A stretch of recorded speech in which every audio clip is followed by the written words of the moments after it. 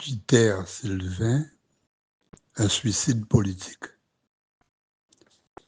La liste présentée par Quitter Sylvain pour le second tour des élections municipales est un véritable défi au bon sens. Si Quitter cherchait à obtenir une terrible défaite, il ne ferait pas autrement. D'abord, constatons que Quitter Sylvain a devancé Madame Montoute de 8 voix.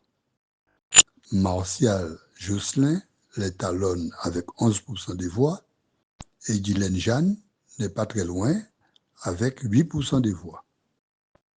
Mais dans la liste d'union, c'est Quitter Sylvain qui se taille la part du lion. 28 candidats pour lui avec 12% des voix et 7 candidats pour les 3 autres listes qui comptent 32% des voix. Pourquoi un tel déséquilibre? La disproportion s'explique par la soif de pouvoir démesurée de Mystère Quitter Sylvain. Elle s'explique également par la couardise et le manque de dignité des Montoux, Martial et Jeanne, capables d'avaler toutes les couleuvres en échange d'un strapontin de conseiller municipal. Par ailleurs, Sylvain Quitter a imposé que les têtes de liste, les vieilles et les vieux, soient écartés de la liste.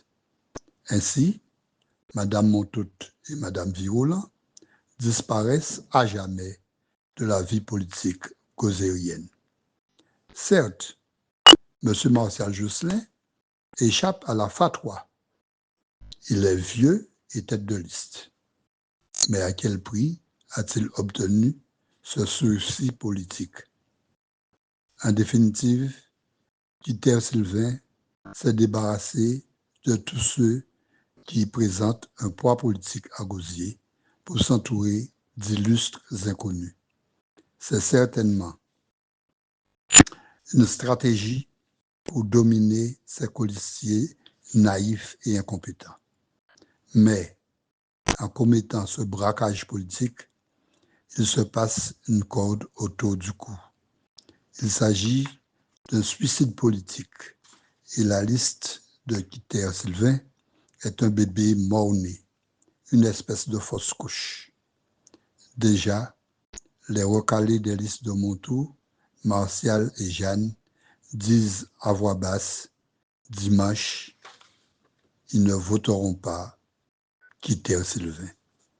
Voilà où mène la paranoïa et la schizophrénie d'un Quitter Sylvain, victime de son ambition pathologique.